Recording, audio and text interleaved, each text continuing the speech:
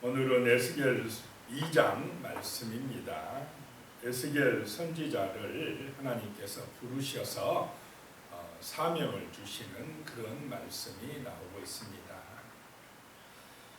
어제 환상을 보여주신 그 하나님께서 여호와의 보좌의 형상을 보여주신 하나님께서 이제 에스겔을 부르십니다.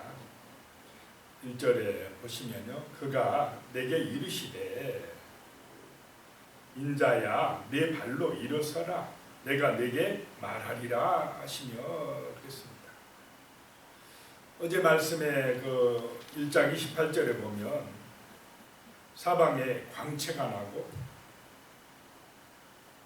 여호와의 영광의 형상의 모양이 보여졌는데 그 하나님의 형상을 보고 에스겔이 엎드렸다 그랬습니다. 땅에 딱 엎드리니까 하나님의 말씀하시는 음성이 들렸다 그랬습니다.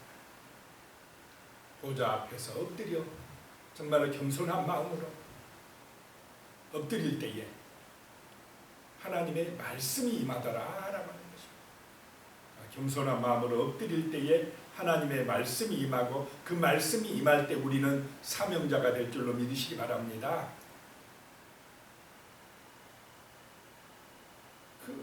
그때에 엎드려 있을 때에 하나님이 말씀하십니다. 인자야. 여기서 인자는 에스겔을 말합니다.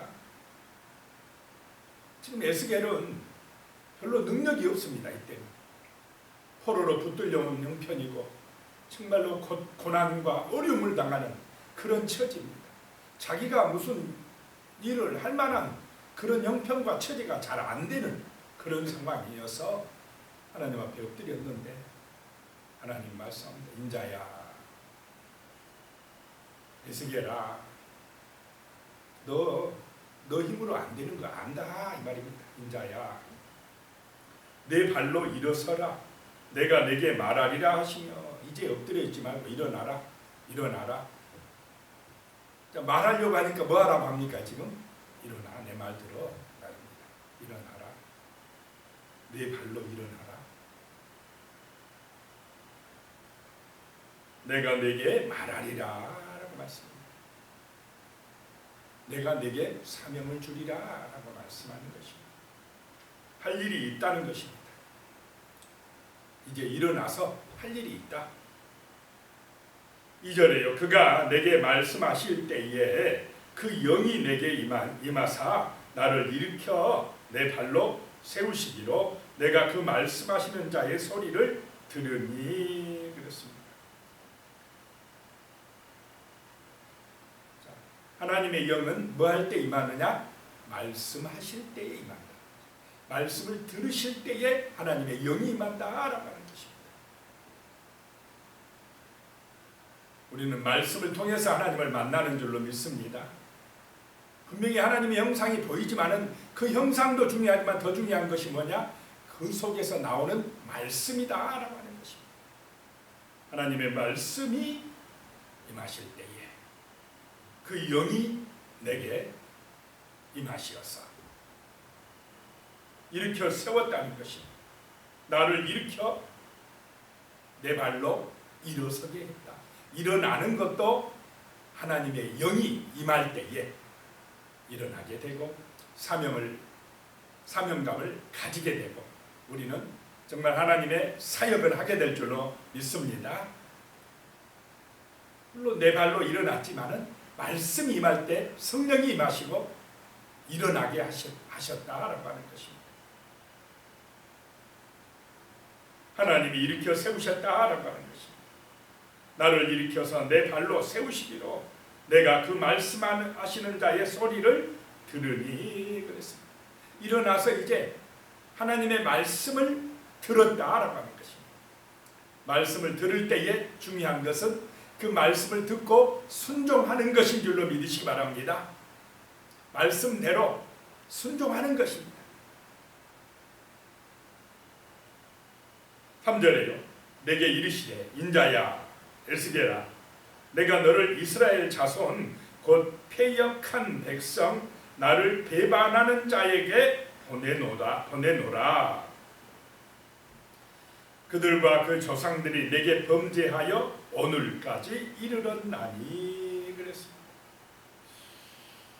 자, 이 에스겔을 보내는데 누구한테 보낸다는 것입니까? 말 잘 듣는 사람들에게, 정말 좋은 사람들에게 보낸다는 것입니까? 패역한 백성에게 보낸다는 것입니다. 배반하는 자들에게 보낸다라고 하는 것입니다. 말 잘 듣고 정말 잘해주고 잘 섬겨주고 좋은 사람들에게 보내면 에스겔이 얼마나 좋겠습니까? 가기도 쉽고 할렐루야 아멘 하며 얼른 가고. 그런데 지금 하나님께서 에스겔에게 가라고 내가 너를 보내노라 라고 하는 그 백성은 패역한 백성이라는 것입니다. 말 안 듣는 백성이라는 것입니다. 하나님을 배반하는 사람들이다라는 것입니다. 수도 없이 하나님이 선지자들을 보내가지고 말씀하셨는데 그 말씀을 거역하고 세상을 따라가고 자기 욕심대로 살았던 교만한 백성들에게 가라라고 하는 것입니다. 그들과 그 조상들이 내게 범죄하여 하나님께 범죄하여 오늘까지 이르렀다라고 하는 것입니다. 자, 여기서 우리는 포기하지 않으시는 하나님을 보게 됩니다. 그렇게 보냈으면 말 안 들어가지고 결국 멸망시켜가지고 어디까지 끌고 왔습니까? 바벨론 땅까지 포로로 끌려오게 하셨으면 포기할 만도 하는데 아이고 말도 안 듣고 배반하고 패역하고 그래서 바벨론을 들여다가 심판했으니까 이제 끝장냈으니까 아 나도 모르겠다 라고 포기할 만도 하는데 하나님 아버지는 그런 백성에게 또 가서 전파하라 라고 하는 것입니다. 배반하는 백성들을 포기하지 않은 줄로 믿으시기 바랍니다.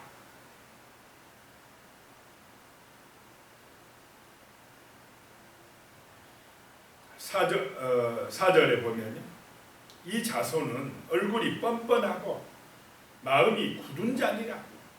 내가 너를 그들에게 보내노니 너는 그들에게 이르기를 주 여호와의 말씀이 이러하시다 하라 그랬습니다. 3절에도 보내노라 나오고 4절에도 보내노니 나옵니다. 히브리어로 살라우란 말입니다. 하나님이 보내신다라고 하는 것입니다. 그러면서 이 보낸다는 말 속에 감당할 능력을 주시겠다라고 하는 그런 의미가 포함되어 있습니다.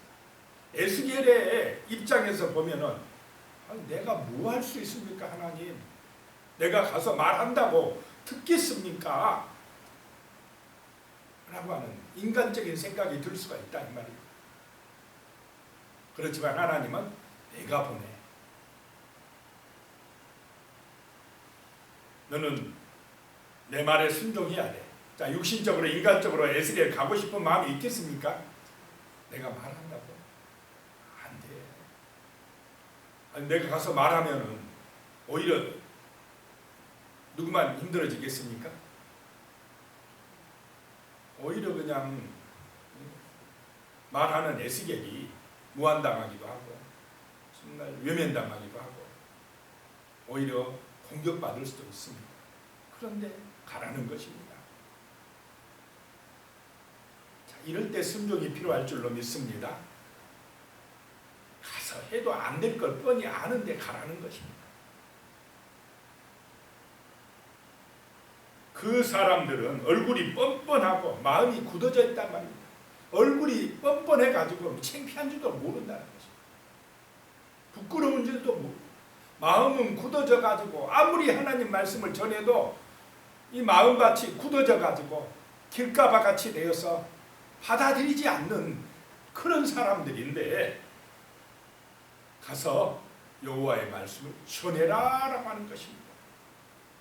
그러니까 힘들지 않았겠습니까?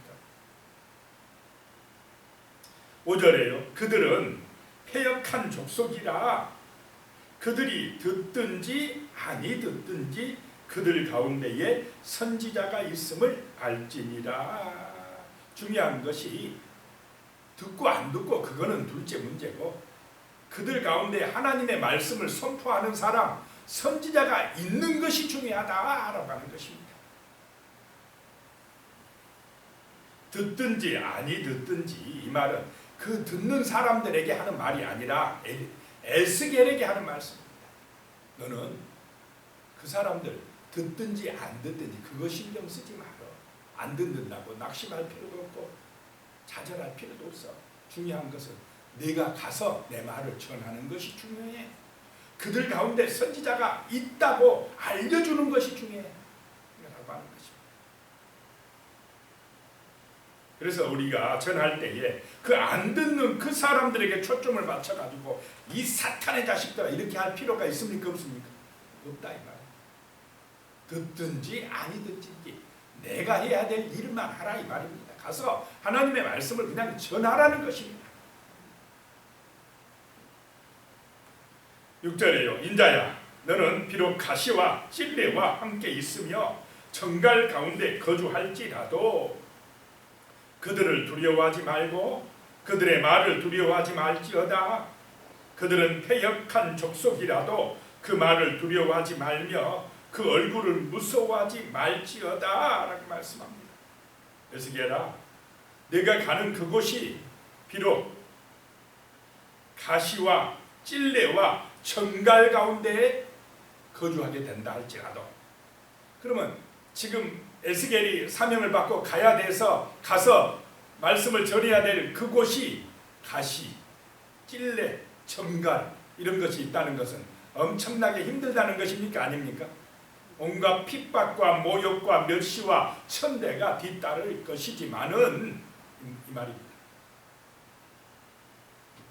그런데 두려워하지 말라 계속 나옵니다. 무서워하지 말라. 두려워하지 마라. 무서워하지 마라. 왜냐? 진짜 두려운 분, 진짜 무서운 분은 누구라는 것입니까? 하나님이시다라고 하는 것입니다. 그 너희 육신 죽인다고 그거 너무 무서워하지 마라. 육신 핍박하고 감옥에 넣고 때리고 한다고 그건 무서워하지 마라. 진짜 무서워할 것은 누구라고요? 하나님이시다.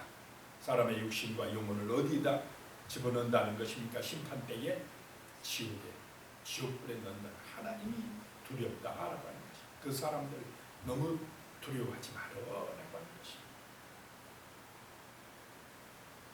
그들을, 그 사람들을 두려워하지 말고 또 그들이 말하는 거 두려워하지 말어. 말로 협박하거나 말로 함부로 조롱하거나 그 말 마음에 담아두지 말어 이 말입니다. 자, 세상에 우리가 전도하고 복음 전하다 보면은 기분 나쁜 말을 할 때가 있습니까 없습니까? 그래도 그 말 담아두지 말어. 두려워하지 말어. 때로는 협박하고 막 위협한다 할지라도 그거 두려워하지 말어.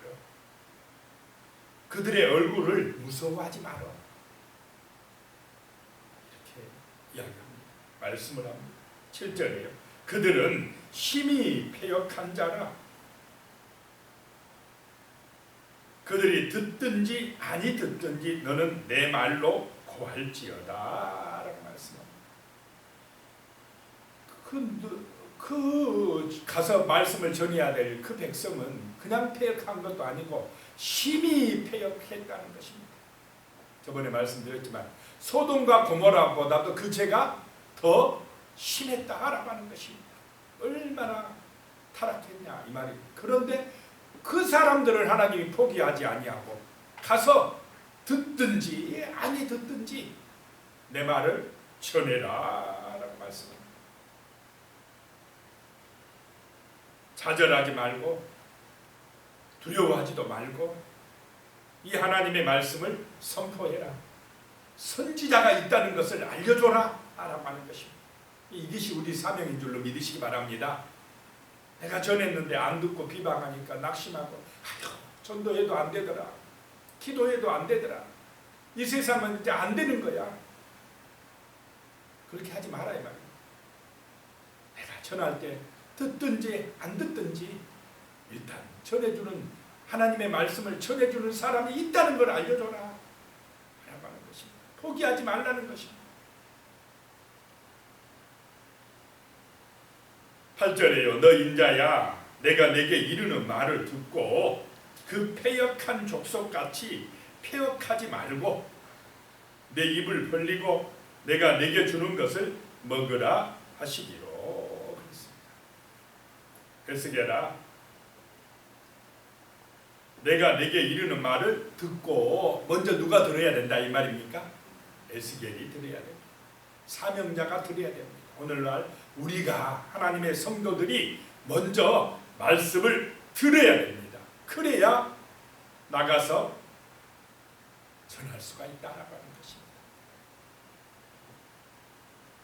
이 말씀을 듣고 에스겔아 너는 저 패역한 족속같이 패역하지 마라.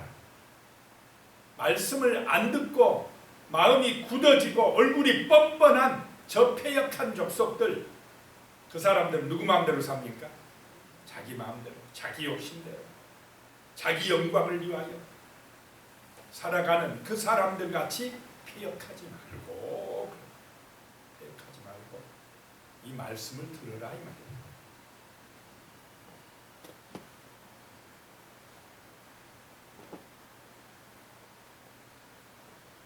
내 입을 벌리고 내가 내게 주는 것을 먹으라 하시기로.